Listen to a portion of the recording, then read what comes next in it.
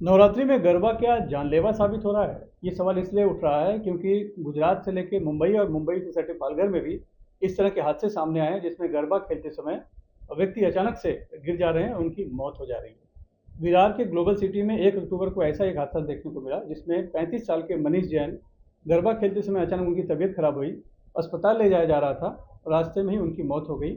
और उनकी मौत को देखकर जो साथ में उनके पिता थे वो सदमा बर्दाश्त नहीं कर पाए, उनकी भी जगह पे ही मौत हो गई। तो आखिर ये क्यों हो रहा है, ये जानने के लिए हम आए हैं फिरार के ही संजीवनी अस्पताल में डॉक्टर राहुल कुलकर्णी के पास, जो एमडी फिजिशियन है। सर, इस तरह के जो हादसे देखने को मिल रहे हैं, गरबा के दौरान लोगों की मौत हो रही है, तो क्या गरबा मौत का वजह बन रहा है, क्या है? गरबा लोगों का मौत का वजह नहीं बन रहा है।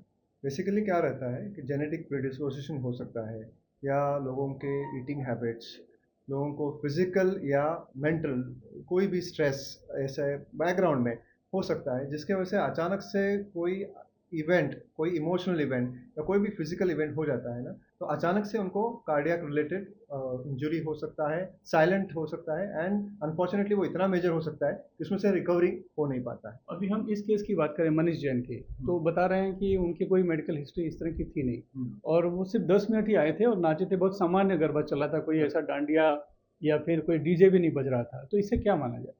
तो इससे ये माना जा सकता है कि पहले उन्होंने टेस्ट डेफिनेटली नहीं किया रहेगा, बिकॉज उनका कोई हिस्ट्री था ही नहीं। कोई कुछ ना कुछ साइलेंट उनको heart related, coronary arteries related कुछ ना कुछ प्रॉब्लम्स पहले से होता होगा, पहले से रहा होगा, जिसके वजह से अचानक से वो जो गरबे का जो फिजिकल स्ट्रेस है, या जो भी कोई जो एनवायरनमेंट का स्ट्रेस है, जो भी उनका फैमिली का कोई इमोशनल अगर स्ट्रेस रहता है, तो वो स्ट्रेस वो उनके लिए थोड़ा सा जानलेवा रहा।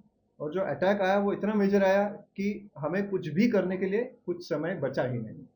तो जब भी वो हॉस्पिटल में आए, वो इट वाज ऑलरेडी ये ऐसा क्यों हो रहा है, और क्या ये हालांकि गरबा पहले भी होता रहा है, मौतें तब सामने नहीं आई, पोस्ट कोविड कहीं ना कहीं उसका इफेक्ट दिखाई पड़ रहा हाँ, ये ज़रूर हम रूल आउट नहीं कर सकते। पोस्ट कोविड इफेक्ट डेफिनेटली हो सकता है, बिकॉज कोविड की वजह से थोड़ा बहुत अपना ब्लड विस्कोसिटी चेंज हो सकता है। एंड सेकेंडली, कोविड अभी ये नया डिसऑर्डर है।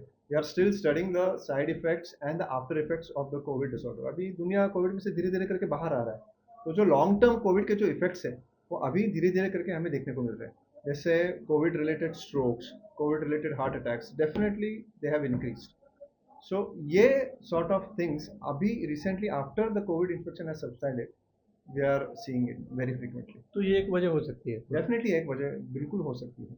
गरबा के दौरान हो रही मौतों पर बात करने के लिए हम संजीवनी अस्पताल में ही, विरार के, इस समय आए हैं डॉक्टर भंवर एस के पास, जो कि एमडी फिजिशियन है। सर, जैसे कि एक हादसा आपने भी देखा और सुना होगा कि विरार का ही है, और उन्हें आपके अस्पताल में ही लाया जा रहा था, लेकिन उसके पहले उनकी मौत हो गई। तो ये गरबा के दौरान जो अचानक से मौत होने लगी है, एक डॉक्टर होने के नाते आप क्या सोचते हैं और क्या वजह हो सकती है? इसको सडन कार्डियक जो डेथ होता है, उसमें अपने को मेन तो 3-4 रीजन्स रहते हैं। एक sudden cardiac death congenital heart disease से रहता है, उनको ये उसके पहले से कोई चेकअप नहीं होता है, उसके लिए उनको मालूम नहीं रहता है कि अपने को ये बीमारी है। दूसरी चीज़ें रहती है कि अथेरोस्क्लेरोसिस रहता है। अभी अभी का जो लाइफस्टाइल है, इसकी वजह से बच्चों का या जो यंग एज ग्रुप है वो एक्सरसाइज थोड़ा नहीं करते हैं। इसकी वजह से उनको अपने को कुछ प्रॉब्लम होता है नहीं होता है वो भी मालूम नहीं रहता है। बहुत लोगों को ये फास्ट फूड इसकी आदत है। बाकी लाइफस्टाइल चेंजेस हो गया है बहुत सा, तो उसकी वजह से क्या होता है कि अथेरोस्क्लेरोसिस जल्दी होके अंदर क्लॉटिंग बन जाते हैं, वो उनको मालूम नहीं पड़ता है।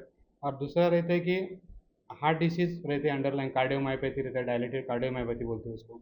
ये रहते, ये सब चीज़ें पहले से उनको रहता है, लेकिन मालूम ना होने की वजह से उनको ये ट्रीटेड नहीं होता है, मतलब ट्रीटमेंट नहीं मिलता है उसको, या अंडरलाइन ट्रीटमेंट में नहीं रहते वो।